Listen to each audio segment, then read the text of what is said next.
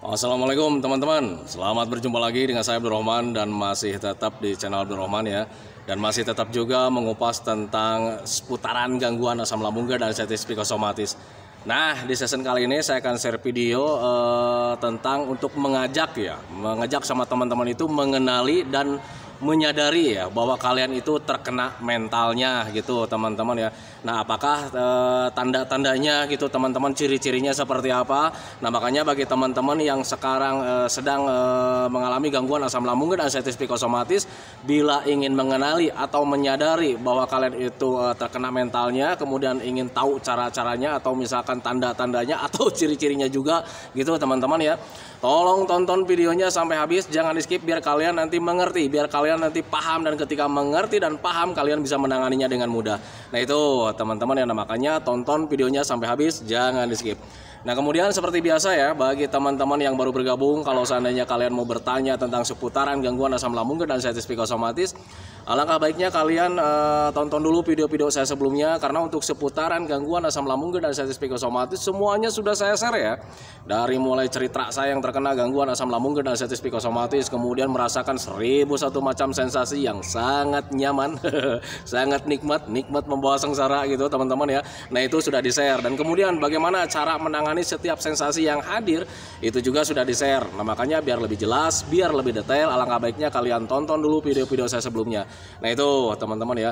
Dan kemudian bagi teman-teman yang baru bergabung juga seperti biasa, kalau seandainya kalian belum subscribe channelnya, mohon videonya itu di-subscribe dulu, karena untuk subscribe itu tidak memerlukan biaya, tidak memerlukan pendaftaran. Jadi subscribe itu adalah hal yang sangat mudah sekali bagi teman-teman lakukan ya. Jadi teman-teman itu cukup memijit saja tulisan subscribe, biar kenapa? Jujur ya, biar videonya itu cepat berkembang dengan baik. Dan kalau seandainya videonya itu berkembang dengan baik, sudah barang tentu itu akan menambah semangat tersendiri buat saya untuk terus nge-share tentang seputaran gangguan asam lambung dan anestesi psikosomatis ini terhadap kalian. Kemudian yang lebih utamanya, yang lebih pentingnya, tekan juga tombol lonceng sama tombol like-nya ya, biar kalian itu dapat notifikasi atau pemberitahuan video saya yang terbaru.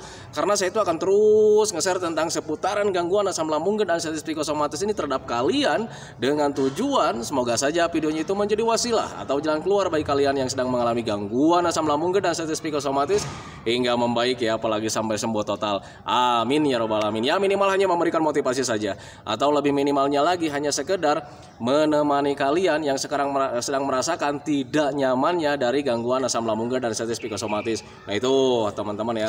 Nah kembali lagi ke topik utama teman-teman ya. Untuk orang-orang yang terkena gangguan asam lambung dan anestesi psikosomatis, kadang selalu tidak menyadari ya bahwa dia itu sedang terkena mentalnya gitu teman-teman. Dan ketika belum menyadari ke sana, itu banyak sekali pertanyaan-pertanyaan di dalam kepala gitu teman-teman ya, kalau seandainya sensasi itu hadir. Nah itu teman-teman ya, ada sensasi sedikit kita berpikirnya kemana-mana gitu teman-teman ya, karena ada ketakutan di situ ya, ada ketakutan, ada rasa was-was, ada gelisah gitu teman-teman, kemudian berpikirnya kemana-mana, takutnya itu hal yang berbahaya, merupakan hal yang tidak kita inginkan. Nah itu teman-teman, makanya ketika orang-orang yang terkena gangguan asam lambung dan anestesi psikosomatis, kalau seandainya belum memahami tentang tentang kalian itu terkena mentalnya, ya pasti kalian itu akan seperti itu gitu teman-teman, termasuk saya dulu gitu teman-teman ya. Dulu juga sama lah, ketika ada sensasi sedikit kita itu ada rasa was-was, takut, gelisah gitu teman-teman ya. Nah tetapi berbeda ketika sudah mengenali dan kemudian menyadari gitu teman-teman ya, menyadari untuk diri sendiri gitu teman-teman ya. Oh ini saya terkena mentalnya nih. Dan ketika sudah menyadari kemudian sudah bisa menerima gitu teman-teman ya, nanti juga kita itu bisa berpikir dengan positif teman-teman, dan kemudian bertindak juga dengan wajar. Nah itu teman-teman, kenapa bisa bertindak dengan wajar ya, karena untuk orang yang terkena gangguan asam lambung dan anestesi psikosomatis seharusnya itu bisa bertindak dengan wajar gitu teman-teman ya. Kalau seandainya tidak bisa bertindak dengan wajar, malah kalian itu akan menjerumuskan kepikiran kalian itu ke arah-arah yang menakutkan, kemudian ya tambah takut gitu teman-teman ya.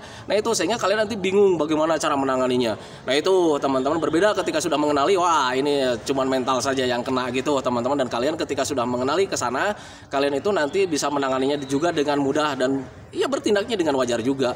Nah itu teman-teman ya. Nah ciri-ciri ketika kalian saat terkena mentalnya gitu teman-teman, saat ada gangguan asam lambung dan anestesi psikosomatis, yang paling pertama yaitu biasanya gitu teman-teman ya, kalau kambuh itu kita itu selalu teringat dengan kematian. Nah itu teman-teman ya, itu pengalaman saya juga dulu gitu teman-teman, semoga saja tidak sama ya. Nah itu teman-teman ya, orang yang terkena gangguan asam lambung dan hepatitis psikosomatis lebih dominan ya kalau seandainya ada sensasi yang kambuh itu pikirannya itu langsung mengarah-arah ke kematian, ada perasaan takut ya, takut untuk menghadapi kematian, jadi selalu teringat tentang kematian gitu teman-teman ya. Nah itu salah satu ciri orang-orang yang terkena gangguan asam lambung dan hepatitis psikosomatis ketika mentalnya sudah terkena gitu teman-teman ya. Ada sensasi sedikit padahal kemung biasa, kita teringatnya tentang kematian. Waduh, jadi ini mati nih. Kan selalu saja seperti itu ya. Nah itu teman-teman ya. Kemudian ada pusing sedikit gitu teman-teman. Waduh, ini nih mau mendekati kematian. Selalu saja seperti itu. Ada kelayangan sedikit. Waduh, ini jangan-jangan bener nih sekarang mati.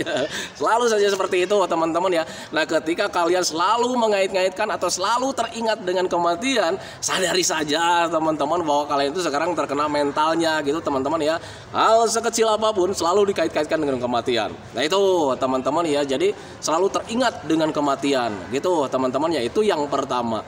Yang keduanya, menurut pengalaman saya juga gitu teman-teman ya, hal apapun itu selalu ya teringat-ingat tentang kematian gitu teman-teman ya. Nah itu jadi kalau misalnya ada sensasi sedikit itu ya selalu dikait-kaitkan. Jadi yang pertamanya itu selalu mudah ingat dengan kematian gitu teman-teman. Jadi itu yang pertama. Yang keduanya itu selalu mengait-ngaitkan dengan kematian gitu teman-teman. Jadi selalu dikait-kaitkan dengan hal-hal negatif, selalu dikait-kaitkan dengan hal yang tidak diinginkan teman-teman. Contoh kecil lah, jadi selalu dikait-kaitkan itu ketika kalian ada perasaan ada sensasi perih nih di ulu hati. Jadi kalian berpikirnya itu selalu dikait-kaitkan ya. Waduh, ini jangan-jangan penyakit yang aneh lagi kan gitu teman-teman ya. Ada sakit di dada, berpikirnya waduh ini jangan-jangan penyakit jantung. Selalu dikait-kaitkan seperti itu. Nah itu teman-teman ya, bahkan untuk orang-orang yang terkena gangguan asam lambung dan hepatitis psikosomatis ketika ketakutannya itu masih besar gitu teman-teman, mentalnya masih turun banget gitu teman-teman ya.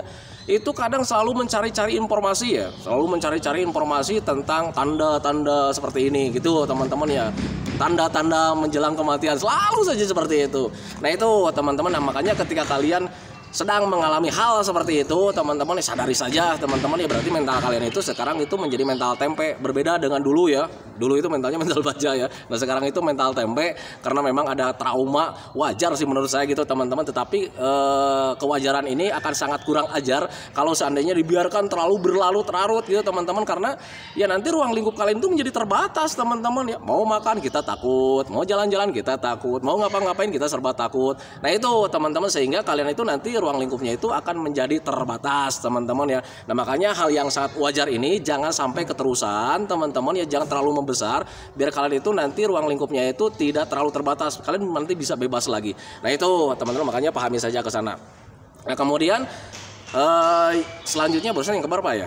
Pertama selalu teringat dengan kematian. Yang keduanya selalu mengait-ngaitkan dengan hal-hal negatif atau hal-hal yang tidak diinginkan teman-teman. Yang ketiganya itu selalu memikirkan yang belum terjadi teman-teman ya. Itu pengalaman saya dulu gitu teman-teman ya. Jadi memang selalu memikirkan yang belum tentu terjadi teman-teman. Jadi ketika kita mau jalan-jalan nih, contoh kita mau jalan-jalan nih, kalau misalnya mau jalan-jalan, orang normal itu paling juga mau jalan-jalan ya udah pakai sepatu ya, pakai jaket, atau misalkan naik motor, nggak banyak pikiran dia gitu teman-teman ya. Nah tetapi untuk orang yang terkena mentalnya itu selalu memikirkan yang belum tentu terjadi teman-teman. Kalau misalnya mau jalan nih, mau jalan jauh gitu ya, sebelum pergi atau sebelum mandi juga gitu teman-teman, selalu dipikirkan hal-hal yang belum tentu belum tentu terjadi. Nanti jangan-jangan di sana kita pingsan, nanti di sana kita sensasi hadir. Nah itu teman-teman, ketika sensasi hadir nanti gelagapan cari rumah sakit jauh, selalu saja seperti itu. Nah itu teman-teman, jadi yang ketiganya itu selalu memikirkan yang belum tentu terjadi. Itu sepengalaman saya gitu teman-teman ya. Semoga saja kalian itu tidak pernah mengalaminya, biar kalau misalnya kalian tidak mengalaminya ya ruang lingkup kalian itu menjadi tidak terbatas teman-teman ya. Nah itu, nah tetapi dulu saat terkena gangguan asam lambung dan hepatitis psikosomatis sama lah. Kalau misal teman-teman mengalaminya juga sama berarti dengan saya. Jadi selalu memikirkan yang belum tentu terjadi. Kalau seandainya kita mau makan juga, itu banyak mikirnya minta ampun ya teman-teman ya. Jadi ketika mau makan itu makan hal yang baru gitu ya. Ketika melihat makanannya saja itu pikirannya itu sudah kemana-mana teman-teman ya. nanti makan ini sensasi hadir nggak ya, nanti kalau misalnya hadir nggak ya, selalu saja seperti itu dan akhirnya terurungkan lagi, nggak jadilah makannya. Nah itu teman-teman, makanya pahami saja. Jadi ketika kalian mengalami hal seperti itu ya sadari saja sih sebetulnya kalian itu kena mentalnya. Nah itu teman-teman ya. Nah kemudian yang keempatnya itu orang yang terkena gangguan asam lambung dan anxiety psikosomatis, sepengalaman saya teman-teman ya, yaitu mudah mempercayai informasi negatif teman-teman ya. Jadi saat terkena gangguan asam lambung dan anxiety psikosomatis, ketika mentalnya turun gitu teman-teman ya, saya itu dulu itu mudah percaya informasi negatif. Contoh lah di asam lambung gitu teman-teman, kalau seandainya kita lagi nyaman-nyamannya nih tapi belum membaik gitu kan ya dari gangguan asam lambung dan anxiety psikosomatis, kemudian ada informasi awas lu, hati-hati asam lambung menyebabkan kematian, dan itu lebih dipercayai teman-teman ketimbang 1000 orang yang bilang asam lambung itu nggak apa-apa, asam lambung itu bisa normal lagi, asam lambung itu penyakit biasa. Walaupun 1000 orang yang bilang, ada aja satu orang yang nyeloteh seperti itu gitu teman-teman ya, itu akan lebih dipercayai teman-teman ya. Jadi mudah percaya sama informasi negatif gitu teman-teman. Nah kenapa orang yang terkena mentalnya saat mudah percaya sama informasi negatif itu, kenapa bisa seperti itu? Karena di situ ketakutannya masih besar teman-teman. Mental itu hubungannya dengan dengan pemikiran, dengan tidak yang kita inginkan gitu teman-teman. Jadi ketika kita mendapatkan informasi seperti itu ya kita tidak mau teman-teman ya, dan akhirnya lebih mempercayai gitu teman-teman, lebih mempercayai ke informasi negatif, padahal itu sebetulnya salah gitu teman-teman ya. Sadari saja bahwa kalian itu sekarang itu mentalnya menjadi turun karena ya memang dipicu karena ada rasa yang tidak nyaman setiap harinya gitu teman-teman ya. Nah makanya wajar sih menurut saya, tetapi kalau seandainya kalian terlalu mempercayai sama informasi-informasi negatif, justru itu akan menjerumuskan kalian ke hal penderitaannya itu yang lebih lama. Nah itu teman-teman ya, nah, makanya sadari saja ke sana. Nah kemudian untuk orang yang terkena gangguan asam lambung dan anxiety psikosomatis itu adalah selain selain percaya sama informasi negatif itu, terlalu merasa-rasa teman-teman ya. Jadi ketika kita duduk nyaman seperti ini itu, kadang kita sedang ngobrol atau sedang nonton TV, sedang nyaman istilahnya gitu teman-teman ya, kadang selalu merasa-rasa juga, ada sensasi dikit dirasakan gitu ya, ini jadi lagi nggak ya nih, ini wah ini apa lagi nih gitu teman-teman. Itu pengalaman saya dulu gitu teman-teman ya. Nah makanya untuk orang-orang yang terkena gangguan asam lambung dan anxiety psikosomatis, ketika kalian terlalu merasa-rasa gitu teman-teman ya, sadari saja bahwa mental kalian itu sekarang sudah kena gitu teman-teman ya. Berbeda ketika orang itu misalkan mentalnya itu sudah mental baja, ada sensasi sedikit juga dia masa bodoh teman-teman ya, karena sudah tahu bahwa gangguan asam lambung dan anxiety psikosomatis termasuk sensasinya itu tidak berbahaya. Nah itu teman-teman, makanya ketika ada sensasi sedikit dia masa bodoh aja, kalau mau jalan. Nah itu teman-teman nggak banyak mikir juga gitu teman-teman ya. Nah itu makanya pahami saja ke sana. Nah kemudian untuk orang-orang yang terkena gangguan asam lambung dan anxiety psikosomatis, hal yang lainnya itu yang ciri-ciri terkena mentalnya itu yaitu selalu curiga dengan penyakit yang berbahaya gitu teman-teman ya. Contoh kecil kayak tadi ya, kalau misalnya sakit dada itu biasanya memang sebetulnya dari penegangan otot gitu teman-teman ya, karena mentalnya sedang turun ya, bawaannya curiga terus. Jadi ketika sama dokter sudah diagnosa, Pak, Bu, Bapak dan Ibu ini nggak apa-apa ya, cuman asam lambung saja, tetapi ada rasa dada sakit ya, sampai menusuk ke belakang. Ketika pulang itu dia itu nggak percaya sama dokter. Wah ini dokter jangan-jangan bohong nih, jangan-jangan salah diagnosa, ini jangan-jangan saya itu betul ya penyakit jantung. Itu untuk orang-orang yang terkena gangguan asam lambung dan anxiety psikosomatis, ketika mentalnya kena ya memang seperti itu teman-teman ya. Tetapi berbeda dengan orang-orang yang terkena gangguan asam lambung tetapi tidak ada mentalnya. Ketika sakit dada juga dia itu malah tidak mengingat-ingat tentang penyakit, kemudian tidak bawaannya itu tidak curiga ya. Ketika ada sakit di dada paling dia diam gini ya, kemudian minum air hangat, kemudian sudah membaik jalan lagi. Nah itu teman-teman, makanya pahami saja ke sana. Jadi untuk orang-orang yang terkena gangguan asam lambung dan anxiety psikosomatis, sadari sajalah sama kalian ketika kalian itu mengalami suka kambuh, kemudian ketika kambuh itu suka mengingat tentang kematian. Nah itu teman-teman, itu yang pertama. Jadi yang pertama itu kalian itu mudah ingat sama namanya kematian ketika kambuh gitu teman-teman. Sadari saja bahwa itu kalian itu terkena mentalnya. Yang keduanya itu selalu dikait-kaitkan dengan hal-hal yang tidak diinginkan gitu teman-teman ya. kadang ada apa ya, ada suara burung kedasi juga selalu dikait-kaitkan, wah ini pertanda-tanda mau menjemput saya kan, seperti itu ya. Kemudian ada alam bulan lewat juga, bawaannya selalu curiga gitu teman-teman ya, wah ini jangan-jangan nanti giliran saya, selalu saja seperti itu teman-teman. Jadi hal yang keduanya itu selalu dikait-kaitkan dengan hal-hal negatif atau hal-hal yang tidak diinginkan.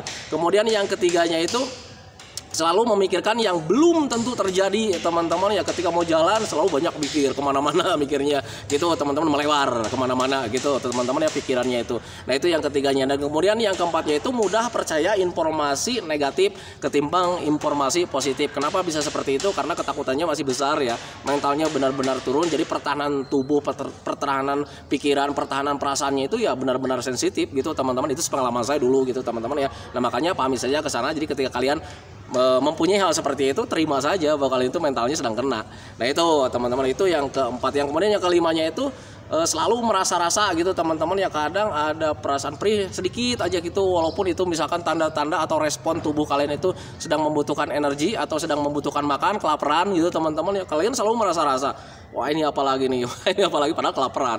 Nah itu teman-teman, telat makan gitu teman-teman ya. Jadi yang kelimanya itu selalu merasa-rasa. Nah kemudian yang keenamnya itu ya mudah curiga dengan penyakit yang lain gitu teman-teman ya. Jadi ketika ada sensasi itu benar-benar dari asam lambung itu ya, kalian itu curiganya itu bawaannya kemana-mana gitu teman-teman. Ada pusing sedikit, waduh ini jangan-jangan kanker otak, selalu saja seperti itu gitu teman-teman ya. Kemudian ketika telinga berdenging, waduh ini jangan-jangan telinga ini membengkak begitu ya. Kemudian apalagi kalau misalnya sensasi napas pendek atau serasa mau berhenti teman-teman, wah ini jangan-jangan ini paru-paru, wah ini jangan-jangan jantung, wah ini jangan-jangan mendekati kematian, selalu saja seperti itu. Padahal itu bentuk respon tubuh saat ketika kalian sedang terasa cemas, kemudian sedang merasa banyak pikiran gitu teman-teman. Walaupun banyak pikiran itu kadang tidak pernah kalian rasakan, tidak pernah kalian perhatikan gitu teman-teman, tidak pernah kalian sadari. Nah untuk menyadari kalian banyak pikirannya itu sebetulnya gampang sih sebetulnya ya. Nah sadari saja, coba ingat-ingat ya, apakah selama ini kalian itu selalu memikirkan tentang penyakit, memikirkan tentang sensasi gitu teman-teman. Dan kalau seandainya iya seperti itunya, terima saja kalau itu sekarang itu ya banyak pikiran. Nah kemudian ketika napas pendek itu ya terima saja, itu cuma bentuk respon tubuh saja teman-teman, bukan penyakit paru-paru. Nah kalau seandainya kalian, wah ini bener nggak bukan penyakit paru-paru, napasnya serasa mau berhenti kan gitu ya. Napas pendek itu biasanya ketika ada kambuh, begah gitu teman-teman ya. Kemudian ketika kitanya cemas, kemudian ketika banyak pikiran seperti itu teman-teman. Dan kalau ingin memastikannya ya gampang sih sebetulnya teman-teman ya. Kalian cuman tarik napas panjang-panjang ya, kemudian buang pelan-pelan lewat mulut gitu teman-teman ya. Kalian ambil napasnya lewat hidung, kemudian buang pelan-pelan lewat mulut. Kalau seandainya tidak ada kendala ya sudah, itu berarti cuman bentuk respon tubuh saja gitu teman-teman, bentuk pertahanan tubuh saja. Tengok ya, contoh kecil ketika anak kecil sedang sedang sakit panas demam gitu teman-teman, tengok tidurnya. Nah itu napasnya itu terengah-engah teman-teman ya, serasa pendek gitu teman-teman ya. Nah itu, nah yang membedakan kalau anak tersebut tidak ada anxiety disorder, tidak ada kecemasan di situ. Nah sekarang kalian ada kecemasannya. Jadi hal yang normal ketika napas pendek, kurang plong itu ketika sakit ya, kalian itu sebetulnya hal yang wajar. Tetapi kalian itu karena memang ada kecemasan berlebih, kalian berpikirnya kemana-mana, wah ini jangan-jangan napasnya mau berhenti, wah jangan-jangan ini mau mati, kan selalu saja seperti itu. Nah itu teman-teman, makanya pahami saja ke sana. Nah itu teman-teman ya, video dari saya tentang mencoba untuk mengenali, kemudian mencoba untuk menyadari ya bahwa kalian itu terkena mentalnya. Dan semoga saja ketika kalian sudah menyadari ya, sudah menyadari bahwa oh ya ternyata saya itu kena mentalnya. Nah biar kalian itu mentalnya membaik ya harus dibina lagi dengan cara seperti apa? Memahami apa yang sedang terjadi teman-teman. Kayak contoh kalian seperti napas tadi ya, napas mau berhenti nih setiap kambuh gitu teman-teman ya, itu cuman bentuk respon tubuh saja. Orang sakit itu pasti ya napasnya itu terasa pendek, terasa mau berhenti gitu teman-teman. Tetapi orang yang tidak terkena anxiety disorder atau kecemasan berlebih, dia itu biasa-biasa saja sih sebetulnya. Nah tetapi untuk orang yang terkena anxiety disorder atau kecemasannya berlebih atau mentalnya sedang turun ya teman-teman ya, itu akan terasa mengganggu teman-teman. Karena apa? Karena dipicu dengan kita itu ketakutan ya, akan sesuatu yang tidak diinginkan, padahal itu tidak teman-teman ya. Nah makanya pahami saja ke sana. Nah itu teman-teman ya. Nah itu ya teman-teman ya. Semoga saja videonya itu menjadi wasilah buat kalian. Semoga saja videonya itu ya bisa menjadi pencerahan buat kalian, biar kalian itu nanti bisa mengenali, menyadari, kemudian bisa menanganinya juga, dan biar bisa kalian itu tenang lah gitu teman-teman, karena ketenangan itu sangat dibutuhkan sekali untuk orang-orang yang terkena gangguan asam lambung dan sensitif psikosomatis. Nah kemudian seperti biasa ya, sebelum videonya saya akhiri, saya selalu mendoakan sama teman-teman itu, semoga saja teman-teman itu cepat sehat lagi, cepat sembuh lagi, cepat kembali lagi keadaan kalian yang dulu, baik semangatnya, moodnya, tertawanya, kebahagiaannya, pokoknya kehidupan kalian yang berwarna yang dulu itu semoga saja cepat kembali lagi, karena memang saya yakin 100% bahwa keadaan kalian yang dulu itu sangat dirindukan sekali. Nah itu teman-teman ya, kemudian doakan saya juga teman-teman ya, agar saya itu tetap sehat, tetap kuat, tetap ceria, agar masih bisa tetap menemani kalian. Nah itu teman-teman ya, santikan videonya teman-teman ya. Assalamualaikum warahmatullahi wabarakatuh.